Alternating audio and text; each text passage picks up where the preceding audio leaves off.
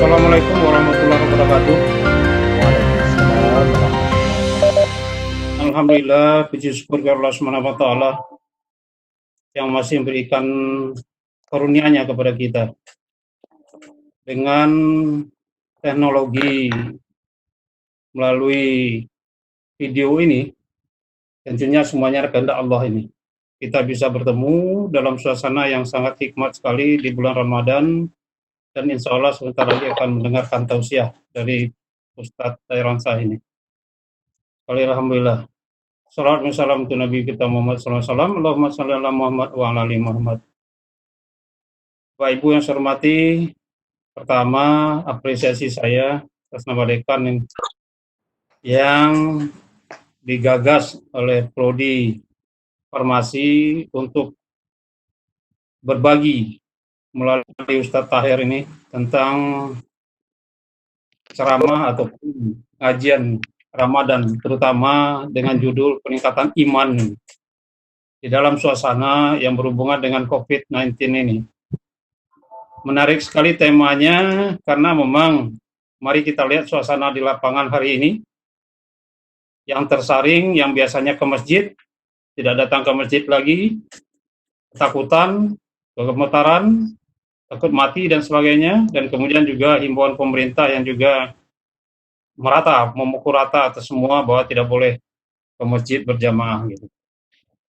Sementara kita lihat di At-Taubah 18 ayat 18 ini Pak Tahir dan Bapak Ibu semua, Allah berfirman di situ salah satu ayatnya yang mengatakan hanya takut kepada Allah gitu. Jangan takut kepada lain. Nah, ini hubungannya dengan kawan-kawan yang memang ikut merasakan ketakutan ini. Nah, tentunya hubungan dengan iman ini. Marilah kita dengar nanti secara lebih gamblang tentang hubungan ayat Taubat surat At-Taubah 18 dengan kondisi yang sekarang ini terjadi. Karena Allah memerintahkan terus, ramaikan masjidku, salat di masjidku, hanya takut kepada Aku. Jadi mudah-mudahan dari apa yang akan kita dengar tausiah ini, kita mendapat pencerahan dan kemudian juga memperbaiki kondisi kita, bagaimana tentang iman kita sebenarnya ini. Apakah memang, yang saya takutkan Pak Tahir dan Bapak Ibu semua, takut kepada COVID ini ternyata larinya ke syirik gitu. Dan alhamdulillah kita di Masjid Mukhlisin Muhammadiyah tetap menyelenggarakan ini karena memang alhamdulillah daerahnya masih dianggap daerah hijau. Sekali lagi terima kasih Bapak Ibu, terutama Kaprodi dan kawan-kawan semua yang telah memfasilitasi pertemuan ini. Kita berharap dapat masukan yang berharga dan kemudian juga untuk menghilangkan was-was kita tentang ibadah yang kita laksanakan hubungannya dengan virus atau COVID-19 ini. Demikian saja sambutan saya atas nama dekan. Sekali lagi apresiasi saya kepada kawan-kawan Prodi Farmasi. Assalamualaikum warahmatullahi wabarakatuh, dan terima kasih Ustaz Tahir yang telah hadir bersama-sama untuk memberikan ujangan ini. Demikian saja, sekali lagi Assalamualaikum warahmatullahi wabarakatuh. Waalaikumsalam warahmatullahi wabarakatuh. Terima kasih Pak Dekan atas kata sambutannya. Selanjutnya kita masuk ke acara inti, yaitu tausiah yang akan disampaikan oleh Ustadz Tairansa. Kepada Ustadz kita beri kesempatan untuk menyampaikan tausiahnya. Silakan Ustadz. Assalamualaikum warahmatullahi wabarakatuh. Waalaikumsalam warahmatullahi wabarakatuh. Bismillah walhamdulillah, salatan wassalaman ala rasulillah wa ala alihi wa sahbihi wa mawala. La hawla wa la quwwata illa billah. Asyhadu an la ilaha illallah wa asyhadu anna Muhammadan abduhu wa rasuluh. Allahumma salli ala Muhammad wa ala alihi wa ashabihi ajma'in. Amma ba'du, qala Allah ta'ala fil Qur'anil Karim, a'udzu billahi minasy syaithanir rajim. Bismillahirrahmanirrahim. Huwallazi anzalas sakinata fi qulubil mu'minin liyazdadu imanan ma'a imanihim. Walillahi junudus samawati wal ard wa kana Allahu aliman hakima. Shadaqallahul azim. Bapak Dekan, Bapak Ibu Kaprodi, Bapak Ibu dosen, mahasiswa yang bergabung dalam pengajian kita pada kesempatan ini yang kami hormati. Pertama, kembalilah kita bersyukur kepada Allah. Alhamdulillah, dengan segala nikmat, bahkan ketika musibah kita hadapi dengan sabar, musibah kita terima dengan ikhlas, pada hakikatnya musibah itu bahagian daripada nikmat. Justru dengan musibah ini, sebagaimana kalimat yang selalu Allah katakan dalam Al-Quran, surat Ali Imran, mohon maaf, surat Al-Baqarah 155, Inna lillahi wa inna ilaihi raji'un. Allah ingatkan kita lewat ujian, Allah ingatkan kita lewat musibah, akan keberadaan kita sebagai makhluk, bahwa sesungguhnya segala sesuatu yang ada di dunia ini, termasuk kehidupan kita, dunia ini, alam semesta ini adalah dari Allah dan akan kembali kepada Allah Subhanahu wa taala. Salawat dan salam kita doakan kepada Allah, semoga senantiasa dicurahkan kepada Nabi Muhammad sallallahu alaihi wasallam. Allahumma salli ala Muhammad wa ala ali Muhammad. Bapak Dekan, Bapak Ibu Kaprodi dan seluruh sivitas akademika umumnya Universitas Muhammadiyah Sumatera Barat yang kami hormati. Ayat yang kita baca firman Allah dalam Al-Quran surat Al-Fat. Surat Al-Fat ayat yang keempat, di mana Allah Subhanahu wa taala berfirman sebagaimana yang kita baca tadi, yang artinya dialah yang telah menurunkan ke dalam hati orang-orang mukmin, orang-orang beriman, untuk menambahkan keimanan mereka atas keimanan mereka yang sudah ada, dan milik Allah lah bala tentara langit dan bumi, dan Allah maha mengetahui lagi maha bijaksana. Bapak Ibu kaum muslimin dan muslimat, ayat ini jelas memberikan informasi kepada kita bahwa Allah Subhanahu wa taala lah yang mampu untuk menurunkan rasa tentram itu.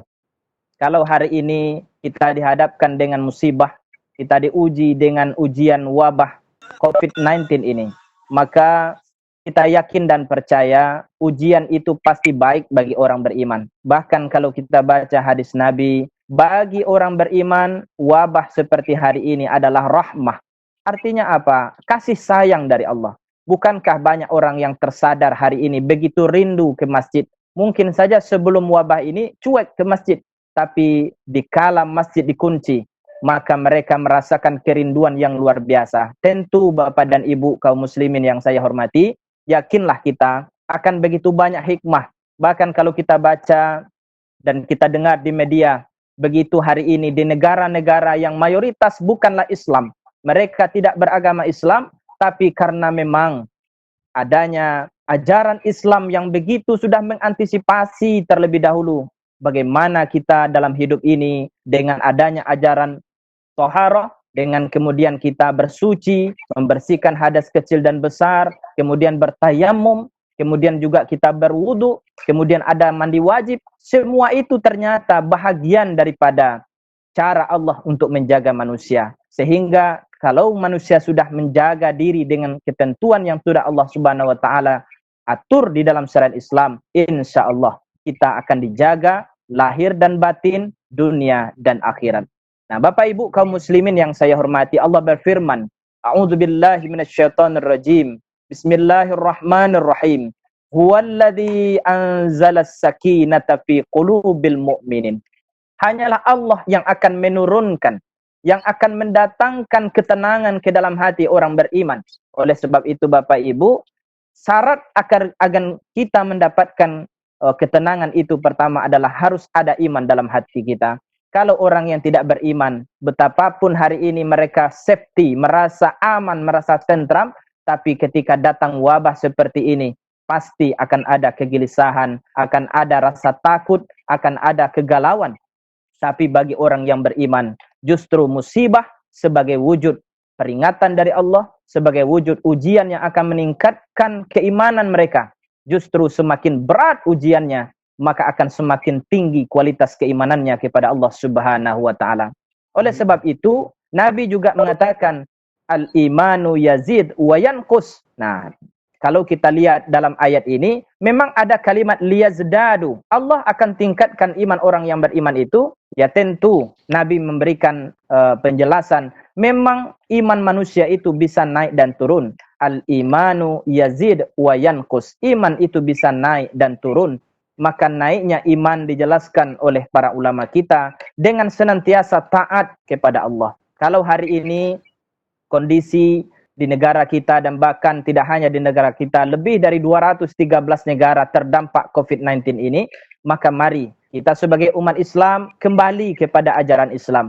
Menjadi sesuatu yang sangat dilematis. Di satu sisi kita harus mampu untuk ati'ullah wa ati'ur rasul. Kemudian juga di sisi lain kita juga mesti melihat dan juga menghormati segala bentuk keputusan, kebijakan dan aturan yang telah dikeluarkan oleh pemerintah. Kemudian juga ada fatwa Majelis Ulama. Maka seperti yang disampaikan oleh Bapak Dekan tadi, mari kita lihat sebagaimana Allah Subhanahu wa taala terkait dengan ibadah kita ke masjid. Sebenarnya Allah sudah menjelaskan dalam Al-Qur'an surah At-Taubah ayat yang ke-18 di mana Allah Subhanahu wa taala berfirman, "Innama ya'muru masajidallahi man amana billah wal yaumil akhir wa aqamas shalah wa ataz zakah wa lam yakhsha illallah fa'asa ulaika ayyakunu minal muhtadin." Sesungguhnya kata Allah, orang-orang yang memakmurkan masjid adalah orang-orang yang benar-benar beriman kepada Allah. Sekali lagi Bapak Ibu, iman ini menjadi kunci.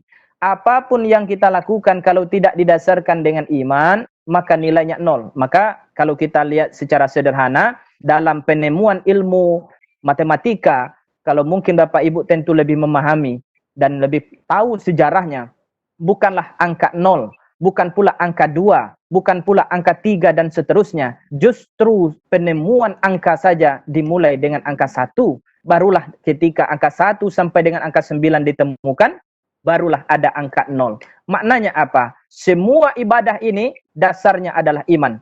Apapun yang kita lakukan kalau tidak didasarkan dengan iman, maka nilainya 0 di hadapan Allah. Sementara apabila segala sesuatu kita dimulai dengan angka 1, bertauhid kita kepada Allah, berakidah kita yang benar, berkeyakinan kita la ilaha illallah Muhammadur Rasulullah, maka insya Allah inilah yang akan berbuah menjadi pahala dan tentunya akan diberikan balasan yang terbaik di hadapan Allah Subhanahu wa taala. Ayat ini menjelaskan bahwa orang-orang yang akan mampu memakmurkan masjid adalah orang yang beriman kepada Allah. Kemudian orang-orang yang beriman pula kepada hari akhirat dan orang-orang yang mendirikan salat dan membayar zakat, walam yakhsha illallah. Maka Allah Subhanahu wa taala mengatakan dan tidak takut kepada apapun kecuali hanya kepada Allah. Hari ini kita dihadapkan dengan virus yang memang secara kasat mata tidak nampak oleh kita. Tapi yang jelas Islam juga memberikan gambaran bahwa kewajiban kita kalau kita tahu bahwa ada bencana ataupun ada mara bahaya, maka jangan pula kita terlalu memaksakan diri kita ataupun terlalu berlebihan dalam mengambil sikap. Maknanya apa? Sebagai manusia biasa, kita punya kelemahan. Bahwa kita hari ini tidak bisa menyangkal bahwa memang ada virus itu, tetapi memang tetap saja kehati-hatian kita, kemudian juga kewaspadaan kita tentu harus kita tingkatkan. Sehingga apa? Kewajiban kita kepada Allah bisa kita tunaikan, ibadah selalu kita lakukan, sementara di sisi lain, menjaga diri, menjaga keluarga, menjaga orang lain, kemaslahatan orang lain, tentu juga harus kita utamakan. Maka Bapak Ibu kaum muslimin yang saya hormati, Nabi menjelaskan wala dirara wala dirara. Jadi la dirara wala dirara. Jadi tidak boleh kita menimbulkan mudarat dan tidak boleh pula kita menyebarkan mudarat itu kepada orang lain. Nah, Bapak Ibu kaum muslimin dan muslimat yang saya hormati, kembali kita kepada ayat tadi. Allah Subhanahu wa taala memberikan gambaran memang ada iman itu sifatnya naik, akan ada iman yang ditambah, tentu dengan catatan orang-orang yang benar-benar beriman itu senantiasa istiqamah untuk menunaikan kebaikan, untuk melakukan amal soleh. Nabi dalam suatu riwayat Bapak Ibu pernah bersabda, dari Abu Sa'id Al-Khudri, Rasulullah SAW bersabda, satu kali ditanya oleh sahabat, "Ya Rasulullah, sampaikan kepadaku satu perkataan dalam Islam yang aku tidak akan bertanya lagi setelah ini kepada siapapun." Maka kata Nabi, satu perkataan dalam Islam itu dijawab oleh Nabi, "Amantu bi." Kita alhamdulillah terlahir dari keluarga yang muslim, terlahir dari keluarga yang beriman, dan alhamdulillah tentu kita dengan segala upaya kita untuk memahami ajaran Islam ini, insya Allah, dan kita berikhtiar agar sampai dengan akhir hayat kita mampu untuk beristiqomah di dalam kehidupan kita ini untuk senantiasa beriman kepada Allah Subhanahu wa ta'ala. Ibu bapak kaum muslimin yang saya hormati, kemudian juga dijelaskan oleh Allah Subhanahu wa ta'ala dalam ayat ini bahwa Allah akan menambah iman kalau sudah ada wadah iman itu sendiri. Nah, wadah iman itu ada dalam hati manusia. Jadi Nabi 13 tahun berdakwah di Mekah, pertama yang diingatkan oleh Nabi adalah bagaimana merubah keyakinan umat jahiliyah. Orang-orang jahiliyah yang terbiasa menyembah berhala, terbiasa menyembah sesuatu selain daripada Allah, inilah yang didakwakan oleh Rasulullah. Lalu Allah Subhanahu wa taala mengatakan, "Walillahi junudus samawati wal ard wa kanallahu aliman hakima." Maka Bapak Ibu kaum muslimin, Allah katakan, dan milik Allah lah bala tentara yang ada di langit dan juga yang ada di bumi, dan Allah maha mengetahui lagi maha bijaksana. Nah Bapak Ibu kaum muslimin dan muslimat, keluarga besar Fakultas Sains dan Teknologi Universitas Muhammadiyah Sumatera Barat yang saya muliakan. Jadi apa yang perlu kita lakukan dalam upaya meningkatkan keimanan kita sebagai bentuk menghadapi wabah COVID-19 ini? Yang pertama, iman itu akan meningkat apabila kita istiqomah untuk beramal soleh. Apabila kita mampu untuk melakukan ketaatan kepada Allah Subhanahu wa ta'ala. Kemudian ketaatan itu tentu bahagian wujud daripada iman itu sendiri. Sehingga kalau kita baca surah Al-Asr, maka orang-orang yang beriman itu mereka beramal soleh. Illalladzina amanu. Bapak Ibu kaum muslimin, sedikit lagi kita sampaikan. Suatu kali Umar bin Khattab maksud saya, beliau pergilah berjalan-jalan sampai suatu kali beliau bertemu dengan seorang pemuda. Lalu beliau menyapa dan bertanya kepada pemuda tadi yang bekerja sebagai penggembala kambing. Lalu ditanya kepada beliau, "Wahai pemuda, maukah engkau jual satu saja kambing ini dari sekian banyak kambing yang engkau gembalakan ini kepada saya?" Lalu jawab dari si pemuda, "Maaf Tuan, saya hanya diberi amanah, diberikan tugas untuk menjaga kambing ini. Saya bukan pemiliknya." Lalu tawarkan lagi oleh Umar bin Khattab, "Kalau begitu, bolehkah saya beli dengan harga yang berkali lipat ataupun dengan harga yang lebih mahal daripada biasanya?" Lalu kata beliau, "Wahai Tuan, kalaupun saya jual hari ini dengan harga yang berlipat, ataupun kalau saya sampaikan kepada majikan saya bahwa kambing ini sudah dimakan oleh serigala, tapi di mana letak Allah?" Artinya apa Ibu Bapak? Harus ada kesadaran, harus ada keyakinan dalam diri kita, harus meyakini bahwa Allah itu akan senantiasa melihat kita. Allah itu akan selalu memonitor kita. Anta'budallaha ka'annaka tarahu fa illam takun tarahu fa innahu yaraka. Andaikan engkau beribadah kepada Allah, maka upayakanlah kita bisa melihat Allah. Sekiranya kita tidak bisa dan memang tidak mungkin kita melihat Allah di dunia ini, maka yakinkan hati kita bahwa Allah akan selalu memonitor dan melihat apa yang sedang kita lakukan. Nah, Bapak Ibu kaum muslimin dan muslimat, keluarga besar Universitas Muhammadiyah Sumatera Barat yang saya hormati, yang kedua, untuk mampu meningkatkan iman kepada Allah Subhanahu wa taala, di samping kita senantiasa istiqomah untuk beramal soleh, untuk berbuat baik, yang kedua adalah mari kita membaca, kemudian memahami dan mengamalkan Al-Quran. Karena sesungguhnya kita yakin dan percaya keimanan kepada Allah itu tentu ya tidak bisa berdiri sendiri. Kita tahu bahwa ada 6 rukun iman yang mesti kita percayai.